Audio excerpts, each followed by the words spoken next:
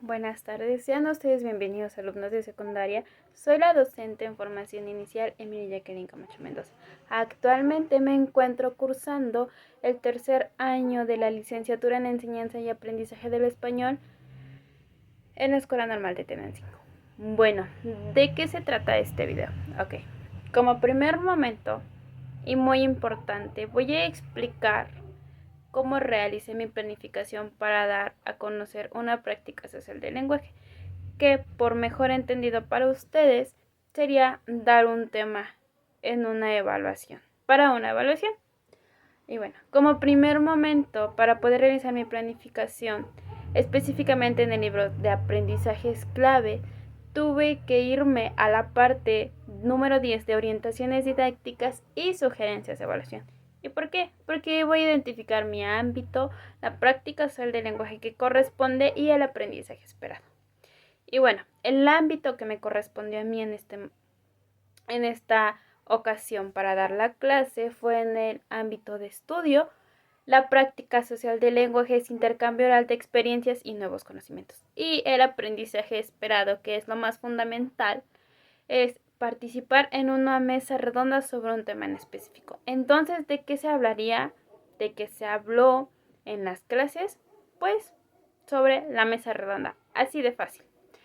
Ahora, bien, para delimitar las actividades tenía que conocer yo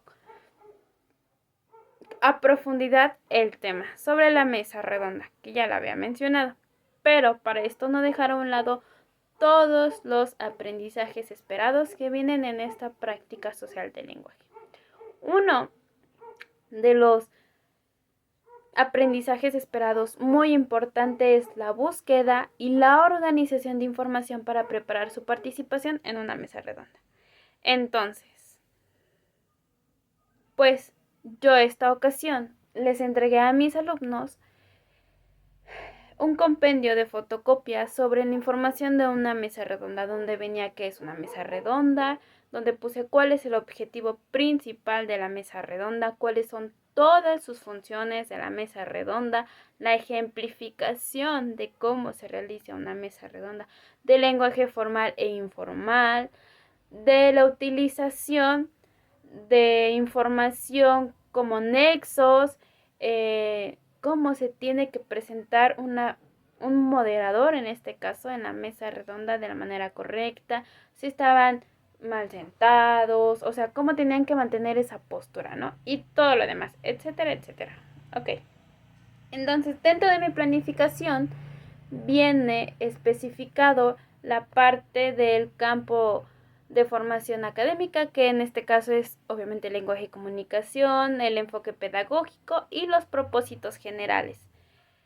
En los propósitos generales tenemos que identificar cuáles vamos a usar con respecto a nuestra práctica social del lenguaje, que uno de ellos, el que yo utilicé, fue usar el lenguaje de manera analítica y reflexiva para intercambiar ideas y textos en diversas situaciones comunicadas. Y este le queda como anillo al dedo en esta práctica del lenguaje. Y uno de los propósitos para la educación secundaria, que estos ya son muy específicos, puse expresar sus ideas y defender sus opiniones debidamente sustentadas. No hay que olvidar pues esta parte. Ok, posteriormente a esto se va a delimitar la modalidad, que en estas son actividades puntuales, que son actividades que se van a realizar durante el periodo de la práctica del lenguaje.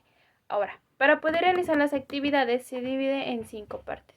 En sesiones, que se van a anotar el número de sesiones que vamos a tener, en actividades que ahí se van a delimitar a redactar todas las actividades que vamos a realizar, el tiempo, que es el tiempo por cada actividad que se va a asignar, que recordemos que solo son 50 minutos para cada clase, que en nuestra clase de lengua de español son 50 minutos.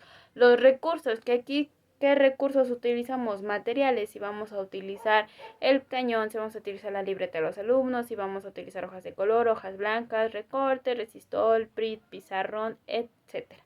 Y el producto parcial.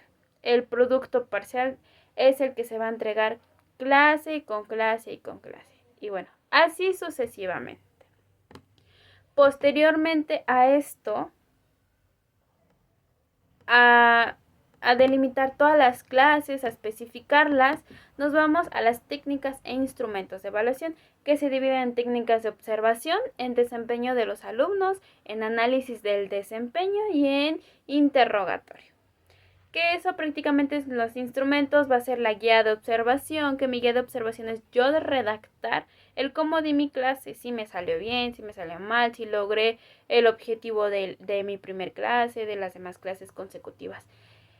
Preguntar sobre el procedimiento, el preguntarme yo misma cómo voy a realizar el procedimiento, las actividades, si son realmente dinámicas, si no. ¿Cómo voy a evaluar? Por medio de listas de cotejos, que para mí es algo muy... no delimita una calificación como tal, sino el desarrollo de las habilidades dentro de la práctica social del lenguaje. Y por último, las pruebas escritas, que son los productos parciales de la clase. Posteriormente viene el contenido lingüístico, que el contenido lingüístico ahí pongo toda la información sobre la mesa redonda e incluso un glosario por si ustedes alumnos no llegan a entenderlo. Y por si yo no me acuerdo rápidamente, voy hacia mi planeación y enseguida encuentro esta información.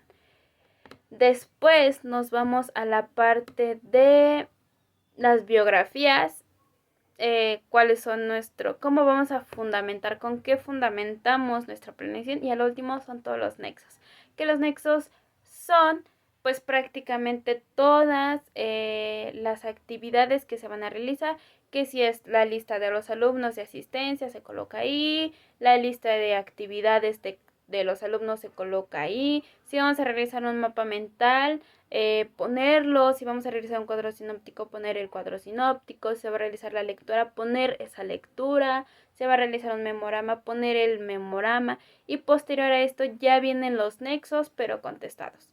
Es decir, si vamos a utilizar una sopa de letras para retroalimentar incluso todo lo que se vio en las clases pasadas, pues ya es contestada, si se realizaron preguntas, ya contestar las preguntas y demás. Y al final, bueno, viene todo ya lo administrativo dentro de nuestra escuela, que más que administrativo es la parte donde nos evalúa el tutor, donde nos firma la directora de la institución en la que vamos a practicar, donde nos evalúa mi titular, que es el titular de la lengua materna española en la escuela secundaria, mi tutor, quien se encargó de llevar a cabo toda esta planificación conmigo, que me dio observaciones, que me dio dinámicas, que me dio sugerencias, la encargada de designar las escuelas y demás, etc. Ahora bien,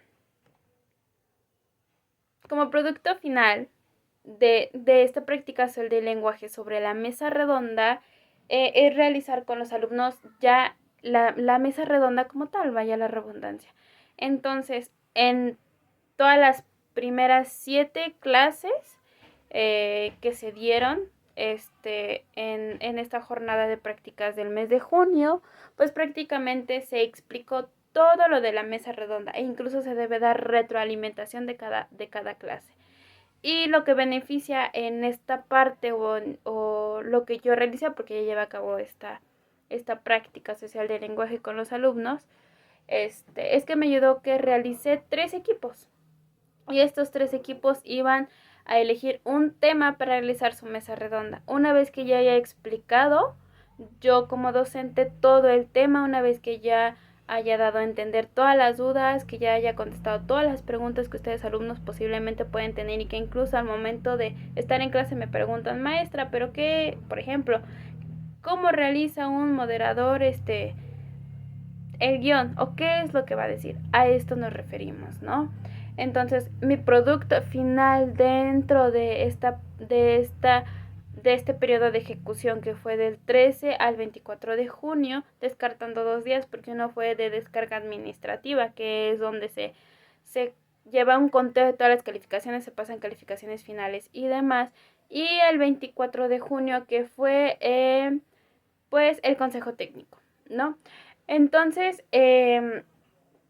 se realizó la mesa redonda. Yo como docente les dije que no iba a intervenir ¿Por qué? ¿Por qué no iba a intervenir? Porque se supone que los alumnos ya tenían conocimientos, se les aplicó varios diagnósticos, varios cuestionamientos y me atrevo a decir que todos los alumnos contestaron a la perfección. Obviamente hubo quienes no tenían ideas concluidas, pero las tenían. Solo había que especificar un poquito más o incluso a ustedes explicarles con de otra manera, de un lenguaje que ustedes puedan entender y no un lenguaje tan coloquial, tan pedagógico, ¿no? Entonces, de esta manera es como se desarrolla una planeación. No solo es que de la cabecita nos sale y ay, ya, esta es mi planeación, va a esta actividad, esta actividad, esta actividad. No, como docentes, el papel fundamental es conocer del derecho al revés nuestra práctica social del lenguaje. Entonces, de esta manera podemos llegar a algo objetivo. Y posteriormente se viene el análisis de la práctica, es decir, nosotros como docentes en formación inicial delimitar cuáles fueron nuestras fortalezas, nuestras debilidades, nuestras áreas de oportunidad, un análisis FODA. Y así es como se realiza una planificación para ustedes. Espero ya haya quedado entendida esta parte, cómo se realiza una planificación y no solo es planear por planear. Todo lleva y conlleva todo un proceso. Esto es todo de mi parte y bueno, muchas gracias por su atención.